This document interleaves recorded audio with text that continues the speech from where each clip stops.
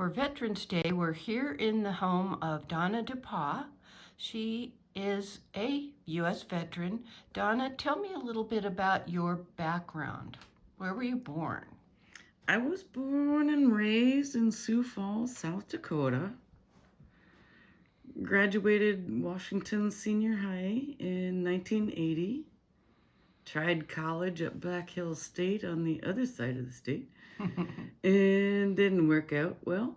So joined the Air Force via the delayed enlistment program in January 81.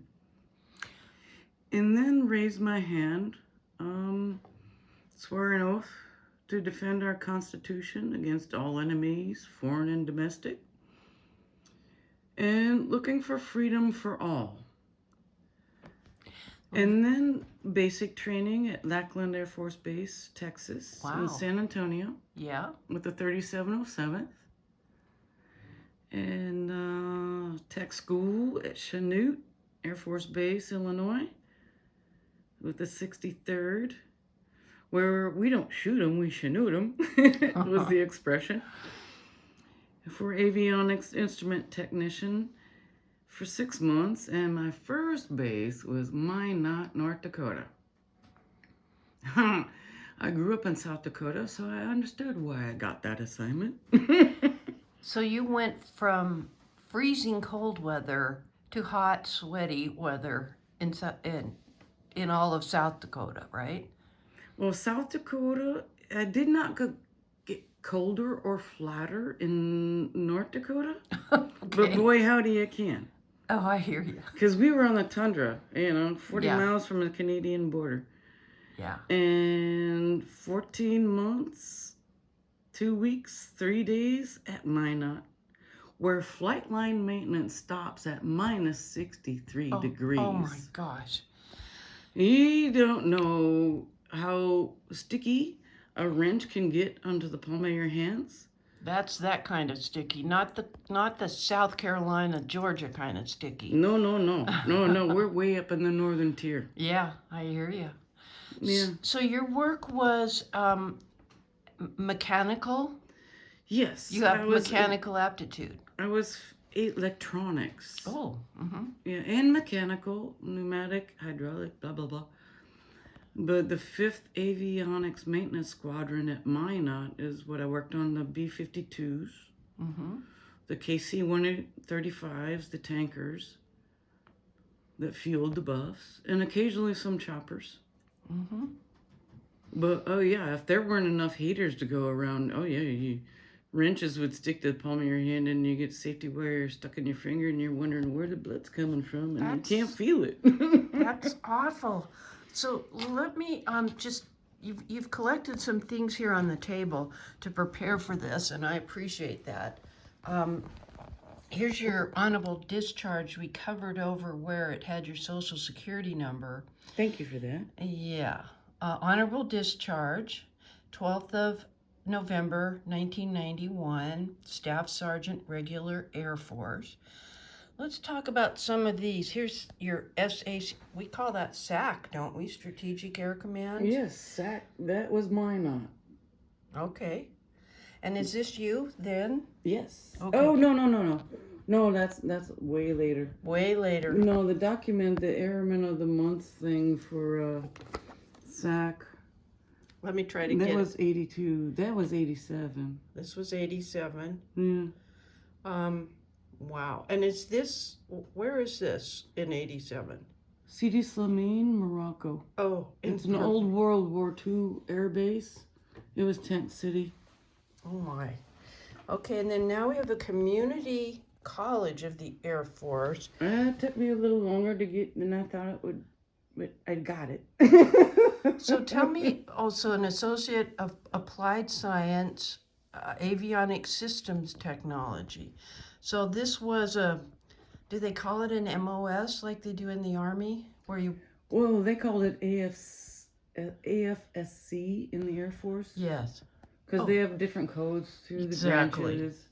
But, it relates to, I was avionics. I was a senior avionics maintenance tech.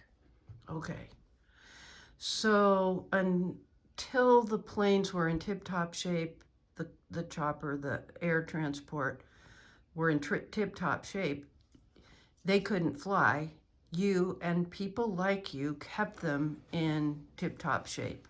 We're the ones that kept the birds fixed in the air. Yep, I hear you.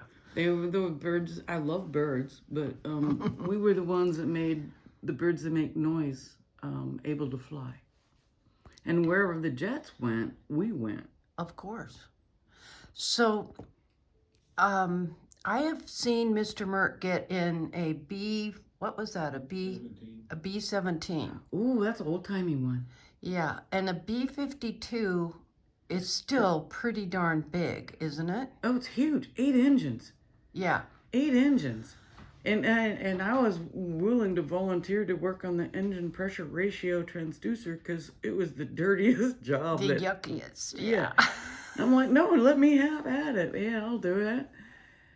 But when I was transferred to Ramstein and finally got orders, I was thinking that from B-52s with 8 engines, the tankers with 4 engines, going to F-4s with only 2 engines, it might get a little easier. Yeah. There's a question mark there, kind of lingering in the air. It was like a long might, because I'm thankful I worked in the back shop and component repair squadron after Minot, because the flight line maintenance folks had to deal with McDonnell Douglas built a lot of power behind a jet that maintenance folks couldn't quite get after. You got to take a canopy off, you got to take the back seat out, you got to take the front seat out to get after the components. And it was like, ooh, Thankfully, I just fixed the boxes and put them back in a box back then. I can relate to that because I once had to change a battery in a newer model car. Just a car, battery. They used to be simple.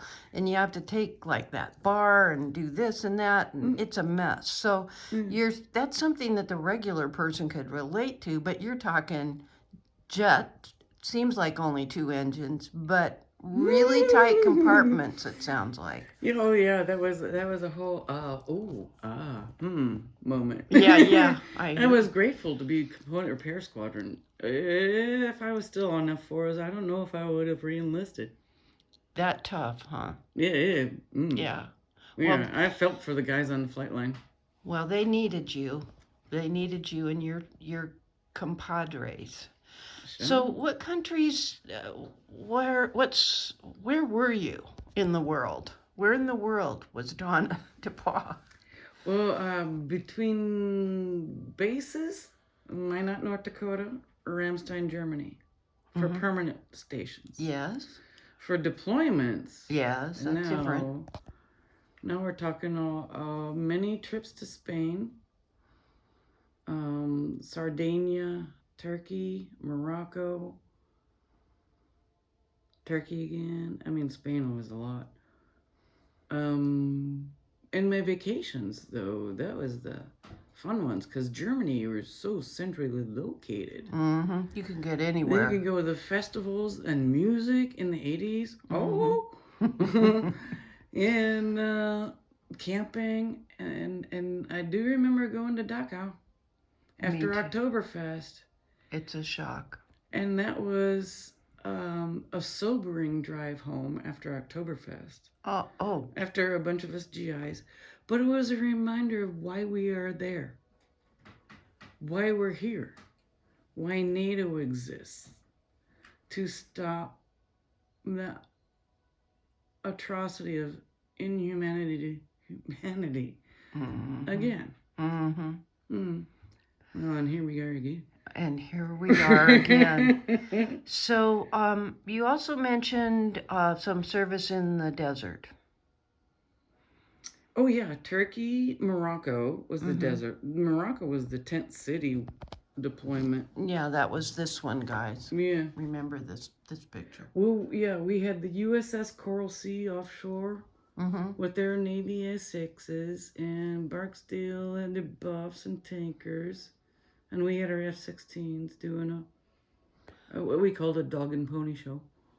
but reestablishing an old World War II base We for a viable, I don't know, whatever's coming in the region again. Well, to me, I'm thinking of shifting sands in a desert. So you couldn't land a jet in the desert, could you? Unless you had a previous air base to build upon. Right, and this is where they got to what they call triple R, rapid runway repair and practice. Mm-hmm. And the B-52 guys, when they were asked to fly 50 feet off the deck, I'm like, I've worked on buffs. They've got a 15-inch swing up and down. And if you're asking them to fly 50 feet off the deck, yeah, there's a lot of clinching going on. Like as if holding it tight and lifting up would actually help. Mm-hmm. So you're saying the fuselage could just The there be wings. that much? Oh, the wings. The wings. The wings on each side. Wings. Very with all those engines on them. Yeah. Yep. Okay, I get 15 that. up, 15 down. And the least little bit of wind, and oh boy, I hear you. Yeah, it was interesting. Yeah. All right, you prepared some notes. How are we doing on covering some of the bases you wanted to talk about? Well, I'll remind people of the saying of Minot, North Dakota. Yes. Why not Minot? Freezing's the reason, and I came up with the cold does get old. Okay. I was a funeral honor guard there on the detail. Oh. I did 3 funeral services, and invariably was facing the crowd where you have to maintain your military bearing. Yes. While you see grown men cry. Oh my. And fold the flag. Yeah. And keep your stoic presence. Yes. Honoring the deceased for his service or hers. Wow. Yeah, and the others were some, I volunteered to extend my enlistment of 4 years to 6 years to get my assignment to Ramstein to get the hell out of North Dakota. I joined the service to see the world. I have seen enough tundra, thank you very much. I hear you. So you've got on this third placemat here some really precious things that I recognize as being quite unusual. Yeah, not everybody gets one of them. All right, let's talk about this photo and this particular item. Tell me about this. F-16 incentive flight in Spain, 1989. Mm-hmm. And Major Cardwell is the pilot, and we're going through the checklist of me getting buckled in. And that was a place, and I never knew I could actually fly an F-16 until he told me when we got on the ground. Sergeant DePauw, you missed your calling. You should be a fighter pilot. And I was like, gestured and went, well, there's 2 disqualifiers. Because this is 89. Yeah. And he was like, you could still be an instructor. And I was like, oh, okay, so I can teach the guys what I can do. But okay, I'll give it some thought. And he goes, no, you almost blacked me out up there. And I was like, oh, that's when you took the stick back. and I do have video of the HUD film. I earned my 9G pin, which is that little F-16. This little tiny thing. That 9G. That's why he took the stick back. Because when he let me out of the stick after I did some barrel rolls, and then he let me have the stick and do a loop.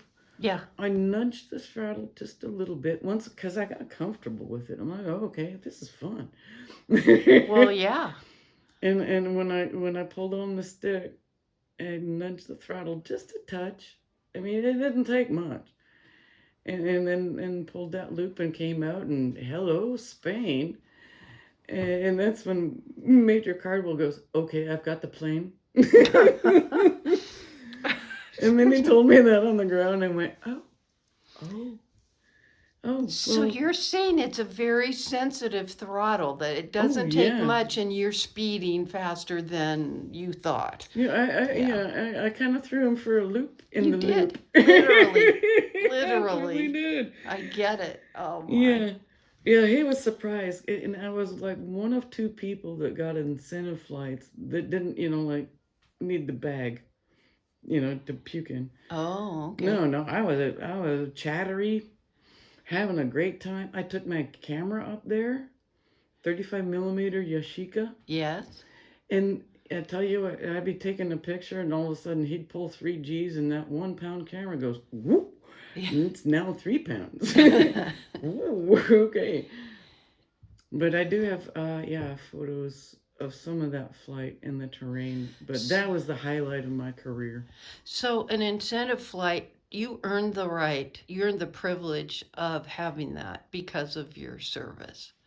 Yes, and that one was for my community service award, community spirit award, because I volunteered to do maintenance for our new maintenance building Mm-hmm. after Morocco. Mm-hmm. We weren't flying many jets. We need a new aircraft maintenance building, and after that deployment, I was like, you know what? I want to learn construction. So I helped build our aircraft maintenance unit and also helped build some sections of the armory for security police. Because I had friends that work for security police. And this is how I got that Community Spirit Award. That's cool. I Yeah. would definitely think in a desert you'd want to do your repairs inside a facility because the dust and the sand is just so corrosive. Oh, yeah, wicked on the engine blades. I'll bet. Yeah. Yeah, and oh my God, in Tent City, I was sweeping out the tent, sweeping out the tent. And I was the one that was like a scrounger. I would find pallets to put in front of where you walk in, stomp off the Like sand to off your catch. feet. Yeah. And then, a few nails and a piece of wood and put some nails on it so people could hang up their clothes and whatnot on wood within the tent instead of being near the ground. Because there was weird critters in the desert. Well, I imagine the sand would be like, I'm looking at your pockets now, so along the upper edge and stuff, when the wind blows, you got sand in every little nook and cranny. So Every every yeah, everywhere. let that be And said. I'm just leaving it at that. All right. Now, this one other thing, and you have done a great job documenting because you've got photos. We've had to pick and choose a few things for this interview. You're very organized. I tried But to be. I know. But then when you brought this certificate out, Department of the Air Force certify the Air Force Commendation Medal has been awarded to you for meritorious service from 3rd of January 1983 to 9th of November 1991. And who is this signed by? The Brigadier General of the Air Force, Richard T. Swope. Swope? Swoops. Swope. Yeah, because there's just one P in between. Thank you. When I say thank you for your service, I know something of your service, of what you did, some of the fun, cool stuff you got to do or got to go see, different parts of the world. But it's people like you that when I say now that I know you, thank you for your service, it really does come from my heart. I think you can see it's also coming from my eyes. Indeed. Indeed. You're welcome for your freedoms. Thank you, ma'am. I appreciate you. Any parting words? Well, there are some other highlights. Yes, tell me more, and then we'll call it a day. Okay. Because I cross-trained from the F4s to F-16s, as you know. Yes. You figured that out. Because we've talked about that, yeah. Then went to NCO Leadership School in Wiesbaden Oh, okay. in 1986, Yeah. May. When we were told by an instructor at one point during our study group of those weeks there, nobody go outside.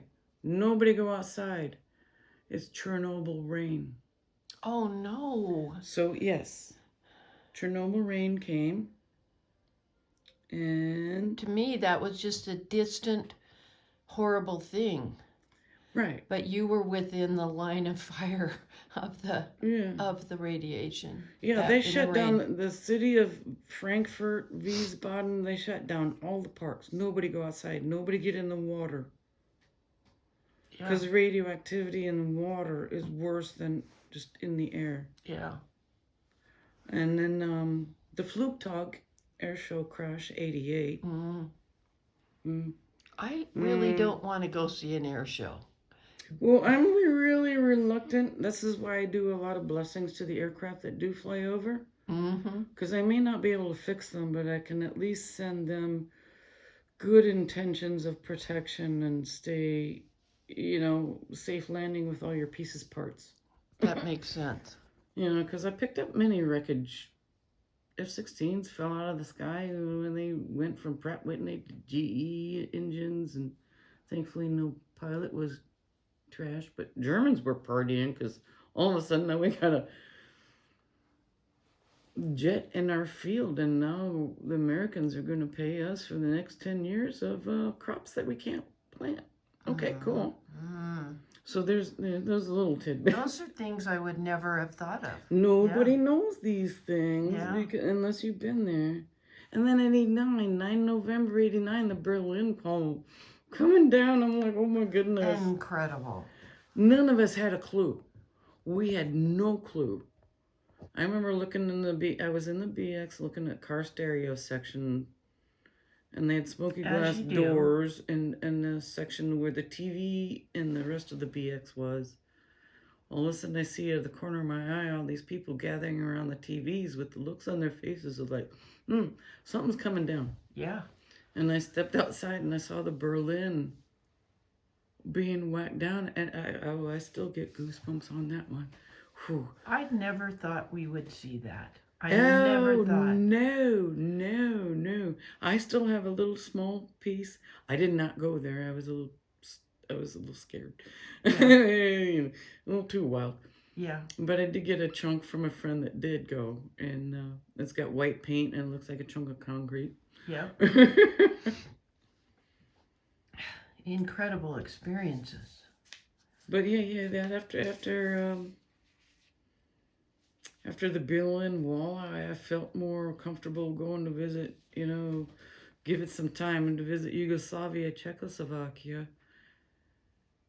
before they went into turmoil. I had no idea they had that going on, but I was hearing chatter, and I was like, I'm going to leave on my own terms, honorably. And so you did. And I did. And then a special commendation. Oh, that came after I was out of the service.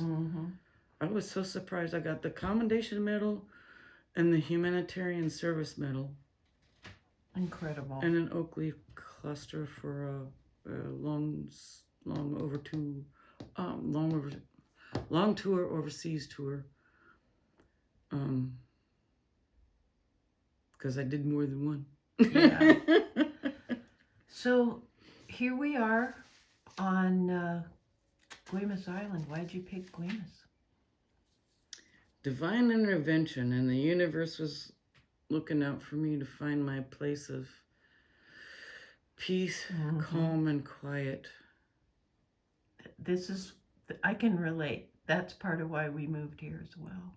Because nature and music has always been my saving grace. I mean, I can go in the high stress, interrupt driven environment and do well at it, and then I'll fall apart later. And but the nature and music is what keeps me hanging on. Keeps you hanging on. Keeps you grounded in a good sense. It keeps me sunny. It keeps me, yeah. Yeah. As we sit here and you're talking across your kitchen table and looking out this bay window and seeing the occasional orca or eagle. Oh, yes. Yeah, Yes, yes, yes. it's a beautiful place. Well, I am so glad we got to visit with you today. Mr. Mertz over there saying, good heavens, the oak cluster, all these things. He's going to tell me more about that too. And I look forward to getting back to knowing you better each time we visit. Thank you. Thank you. Thank you for allowing me to ramble and share. It was great. All right.